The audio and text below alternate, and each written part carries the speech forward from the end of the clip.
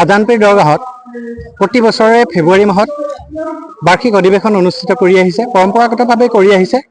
গতিকে এই সময়ছোৱাত আটাইতকৈ ভাল লগা বিষয় হৈছে যে প্ৰত্যেকটো জনগোষ্ঠী আৰু প্ৰতিটো ধৰ্মাৱলম্বী লোক ইয়াত সমবেত হয়। আৰু কালি লক্ষণীয় দিশ হৈছে যে কালি সন্ধিয়াৰ সময়ত ইয়াৰ স্থানীয় যিসকল হিন্দু ধৰ্মাৱলম্বী লোক তেওঁলোকে প্ৰত্যেকেই আহি ইয়াতে বন্তি জ্বলাইছে। মিনিমাম 2 কিলোমিটাৰ দৈৰ্ঘ্য ৰাজপথটোৰ দুয়োকাষে তেওঁলোকে বন্তি জ্বলাইছে, এই আলোকিত কৰিছে। এই যিটো আলোকিত কৰিছে, এই পোহৰে সমগ্ৰ অসমত যিবোৰ অসুয়া আছে সেইবোৰ মই ভাবোঁ দূৰ কৰিব। আৰু তাতোতকৈ উল্লেখনীয় এটা বিষয় হৈছে যে এই যি অঞ্চলত আজানপীৰ দৰগাহে চকুৰি ভকতক লৈ পেলাই এটা সময়ত আছিল, ইয়াত কোনো মুছলমান মানুহ নাই, আজিৰ তাৰিখতো নাই, এঘৰো কোনো মুছলমান মানুহ নাই। ইয়াত খাদিম ঘৰ আছে, আমাৰ ৰাইজে আনি পেলাই ৰাখিছে, সেই কথাটো সুকীয়া। কিন্তু এই আজানপীৰ দৰগাহ চোৱা চিতা অতি ভক্তি সম্পূৰ্ণভাৱে হিন্দু ধৰ্মাৱলম্বী লোকসকলে কৰি আহিছে। ইয়াতকৈ কিবা ডাঙৰ সম্প্ৰীতিৰ কিবা আৰু বাৰ্তা থাকিব পাৰে নেকি? নিশ্চয় নাই। আৰু আজি মই দেখিছোঁ, আজি পুৱাৰ ভাগৰ পৰা ইয়াত জনসাধাৰণৰ সোঁত বৈছে। জাতি ধৰ্ম বৰ্ণ নিৰ্বিশেষে প্ৰত্যেকটো জনগোষ্ঠীৰ লোক ইয়ালৈ আহিছে। তেওঁলোকে সম্প্ৰীতিৰ বাৰ্তা বিলান কৰিছে। যি সময়ত সমগ্ৰ ভাৰতবৰ্ষ বা পৃথিৱীৰ বিভিন্ন ঠাইত ধৰ্মীয় সংকীৰ্ণতাই মানুহৰ মনবোৰৰ মাজত কলীয়া ডাৱৰ সুমুৱাই দিছে, ঠিক তেনেকুৱা এক সময়ত ইয়াত হিন্দু মুছলিম প্ৰত্যেকটো জনগোষ্ঠীৰ বা প্ৰত্যেকটো ধৰ্মাৱলম্বী লোক ঐক্যবদ্ধ হৈ জয়গান গোৱাটো কম কথা নহয়। আৰু ইয়াতে দুদিনীয়া কাৰ্যসূচীৰে এই অনুষ্ঠান অনুষ্ঠিত কৰিছে। আজি মুকলি সভা হৈছে। ইয়াত 2খনকৈ গ্ৰন্থ উন্মোচন কৰা হৈছে। এখন গ্ৰন্থ যোৱা 34 বছৰ ধৰি প্ৰকাশ কৰি অহা হৈছে, হৰাগুৰি আজান নামৰ। সেই আলোচনীখনৰ বিশেষকৈ ময়ে সম্পাদনা কৰিছোঁ। আৰু এখন সংকলনৰ ব্যৱস্থা কৰা হৈছে ডক্টৰ লুৎফুন নাহাৰৰ সম্পাদনাত।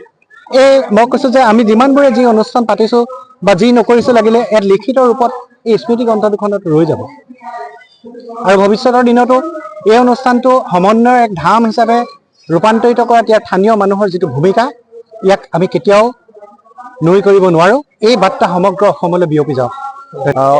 ঐতিহাসিক আজানপীৰ দৰগাহ চৰীফত অনুষ্ঠিত হৈ থকা বাৰ্ষিক অধিৱেশনৰ জিয়াৰত অনুষ্ঠানত আজি অংশগ্ৰহণ কৰিলোঁ।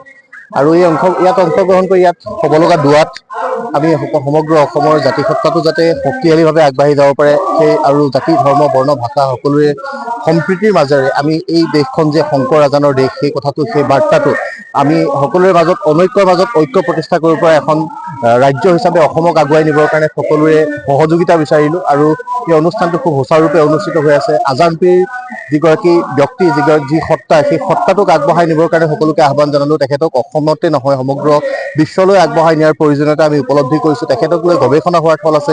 সেই গৱেষণাসমূহ আগবঢ়াই নিয়াৰ এটা পৰিৱেশ আমি ইয়াত সৃষ্টি হোৱাটো বিচাৰিছোঁ। আৰু সকলোৱে ইয়াত বিভিন্ন স্থানৰ পৰা আহি দোৱা কৰিছে। এই দোৱাত তেওঁলোকে নিজৰ উন্নতি কামনা কৰিছে, ৰাজ্যখনৰ উন্নতি কামনা কৰিছে। আৰু সমগ্ৰ বিশ্ববাসী ৰাইজ যাতে সুখেৰে শান্তিৰে থাকিব পাৰে, সকলোৰে মাজত যাতে কোনো সাম্প্ৰদায়িকতাৰ বীজ নাহি সকলোৱে সমন্বয়ৰ মাজেৰে যাতে আমাৰ যি অসমীয়া কৃষ্টি সংস্কৃতি সভ্যতা, এই সকলোবিলাকক যাতে আমি আগবঢ়াই লৈ যাব পাৰোঁ, সেই পৰিকল্পনাৰে ৰাইজ আগুৱাই যাব, সেই আশা আজিৰ দিনটোত পুনৰবাৰ তেওঁলোকে মনত পুহি ৰাখি ইয়ালৈ আহিছে। আমি প্ৰত্যেকগৰাকী ইয়াত ভক্তপ্ৰাণ যিসকল গোট খাইছে সকলোৰে আমি সেৱা জনাইছোঁ। সকলোৰে খুব ভাল ধৰণে সকলো যাতে থাকিব পাৰে, সেই আশা আমি আজিৰ দিনটোত মনত পোষণ কৰি ৰাখিছোঁ।